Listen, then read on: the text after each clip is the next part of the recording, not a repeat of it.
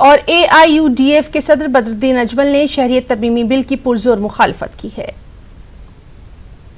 Citizen amendment bill हमारा ये stand है कि सरकार इसको वापस ले। ये जालिमाना बिल है, सरकार इसको वापस ले, सरकार इसको जो है वापस ले। हम लोग ये आसाम कोर्ट के खिलाफ है, ये कॉन्स्टिट्यूशन के खिलाफ है और ये हमारे धर्मपेक्षा जो पूरे हिंदुस्तान में हिंदू मुस्लिम मिलके 100 साल से हम लोग यहाँ रह रहे हैं, ये इसके खिलाफ है। ये हिंदू मुस्लिम के अंदर लड़ाई लगाना चाहते हैं, ये बंगाली आसामियों के अंदर लड़ाई लगाना चाहते हैं।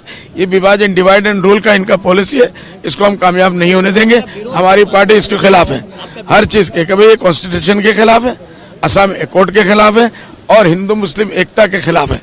ये इसको तोड़ना चाहते हैं और वहां फसाद कराना चाहते हैं। शहरियत तरमीमी बिल से मुसलमानों को अलग रखा गया है, लेकिन यूपी शिया वक्फ बोर्ड के चेयरमैन वसीम रिजवी ने हुकूमत से शियों को बिल में शामिल करने का मुतालबा किया। वसीम रिजवी ने इस सिलसिले में बाकायदा वज़ीर दाखिला अमित शाह को एक खत भी लिखा है। और इंडियन